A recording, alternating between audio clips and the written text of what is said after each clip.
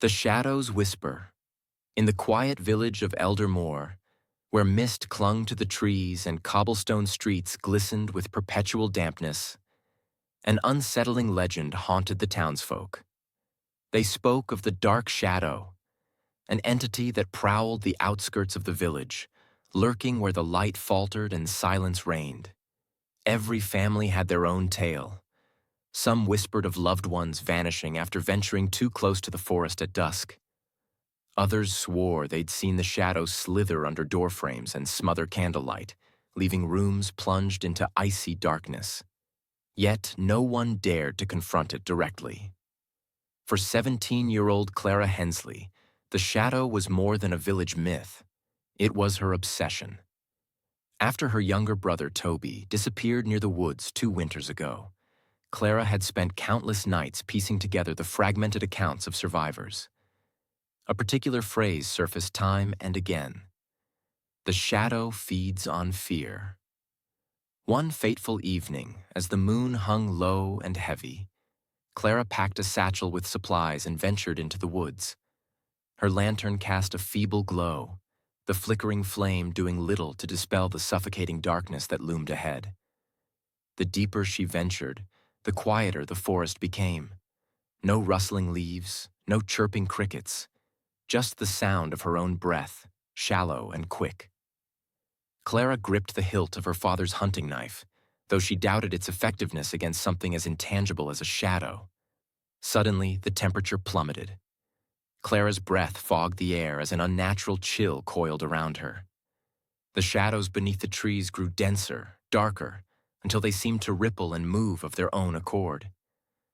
"Clara," a voice whispered, low and guttural. She froze. It was Toby's voice. "Toby?" she called out, her voice trembling. The shadows gathered before her, twisting and writhing until they formed a vague humanoid figure. 2 pinpricks of crimson light glared from where eyes should be. "Why did you leave me?" the shadow hissed. Its voice was a distorted echo, as though it emanated from a deep well. Clara's grip on the knife tightened. "I didn't leave you. You were taken." The shadow's form shifted, flickering between Toby's silhouette and a monstrous clawed figure. "You let fear blind you, sister. Fear is what brought me here, and what keeps me here." Clara's knees wobbled, but she steadied herself. The village tales echoed in her mind. The shadow feeds on fear. Summoning every ounce of courage, she forced herself to step closer. "If fear keeps you here, then I'll end it. I'm not afraid of you." The shadow recoiled, its form flickering erratically. The forest seemed to pulse with a menacing energy, the trees creaking as if groaning under an unseen weight. "You lie," it growled, lunging toward her. Clara dropped the lantern and slashed with the knife. The blade passed through the shadow, meeting no resistance, but the crimson eyes dimmed momentarily. "I'm not afraid," Clara screamed, her voice echoing through the forest.